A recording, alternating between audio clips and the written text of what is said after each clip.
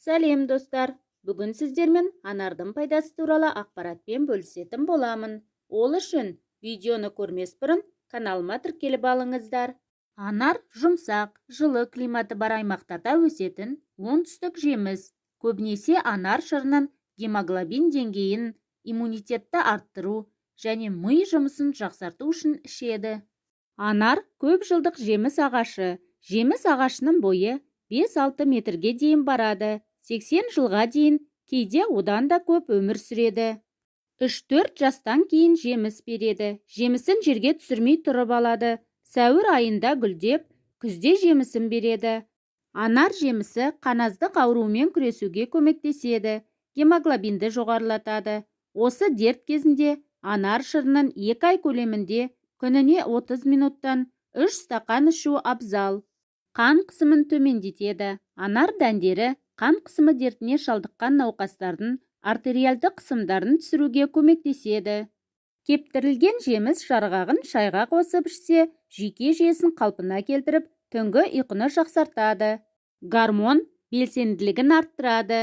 Анар жемісі дәнінің құрамында май бар. Ол ағзадағы гормондық балансты қалпына келтіреді. Сол себепті жеміс дәндерін жеген пайдалы.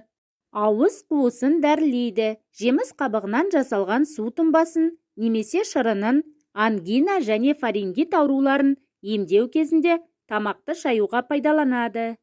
Инсулинді алмастырады. Анар жемісі қант диабеті ауруына шалдыққан адамдарға өте пайдалы. Тамақ ішпес бұрын 60 тамшы жеміс шырынын күніне 4 рет қолданса, қан құрамындағы қант деңгейі төмендейді. Радиацияны шығарады. Анар шырыны радиоактивті, изотопты заттармен жұмыс жасайтын, немесе радиациясы жоғары аймақта тұратын адамдарға ішкен жөн. Аталған жемістің қабығында пелтерин заты бар. Бұл кез келген құртты сол мезетте-ақ жоя алады. Ендеше, ағзаңызды жаулаған құрттан анардың қабығынан дайындалған тұнба ішу арқылы құтылыңыз. Тұнбаны дайындау үшін 50 грамм анардың қабығын 400 мг қайнаған суға салып, тұндырып қоясыз. Тура 6 сағаттан соң тұнбаны отқа қойыңыз. Көлемі 2 есе азайғанға дейін баяу отта қайнату керек. Дайын болған қайнатпаны сүзіп алып, 1 сағат бойы аз-аз жұтымнан ішесіз.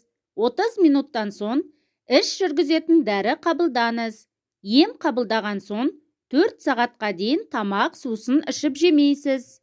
Іш өтуді тоқтатады. Анар жемісі мен қабығын іш өтуге, тоқ ішектің қабынуына қарсы қолданады.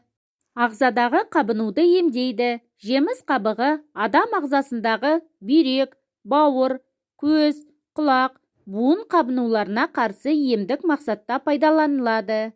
Ол үшін 2 ас қасық анар қабығын 1 стақан ыстық суға салып, 30 минут қайнатып, дайын болған тұнбаны күніне 50 граммнан 2-3 реттен ішкен дұрыс. Анарда мыс бар. Мыс қан тамырларының серпімділігін сақтау және оттегінің белсенді тасымалдануы үшін қажет. Мыс жүздеген биохимиялық процестерге, гормондардың бір бөлігін шығаруға да қажет. 100 грамм жемісте ағза бір тәулікте қажет ететін 15% К дәрумені бар. Ол қанның ұюын реттейтін ақуыздарды синтездеу үшін қажет. Сонымен қатар, дәрумен бұлшықеттердің жұмысына, дәнекер тіндерінің жанаруына белсенді қатысады. К дәрумені кальцийді сіңіру үшін де маңызды. Аскорбин қышқылы анарда ағзаға қажет ететін 10% аскорбин қышқылы бар. С дәрумені тотығу, тотықсыздану процестерін реттеуге көмектеседі. Жасушалардың қартаюын болдырмайды. Теріні ылғалдандыруға және эпидемия кезінде суықтан қорғауды ынталандырады. 100 грамм анарда 10% калий бар. Бұл минерал жүректің, мидың жұмысына, дене бұлшықеттерінің белсенді жиырылуына, су, тұз алмасуын қолдауға және қан плазмасындағы қант деңгейін түзетуге қажет. Жеміс бірыңғай пайдалы немесе түбегейлі зиян болмайды. Анар да сондай. Оны шектен тыс тұтыну денсаулыққа зиян келтіруі, белгілі бір проблемаларды күшейтуі мүмкін. Құрамында белсенді ингредиенттер, жеміс қышқылдары мен таниндер болғандықтан, оны мына жағдайда жемеу керек. Ас қорыту патологияларының болуы, панкреатиттің, гастриттің өршуі, асқазанның немесе ішектің ойық жарасы болса, іш қатуға бейімділік болса, тіс эмалінің зақымдануы болса, анарға қарсы аллергиялық реакция болса, анарды жеуге ұсынылмайды.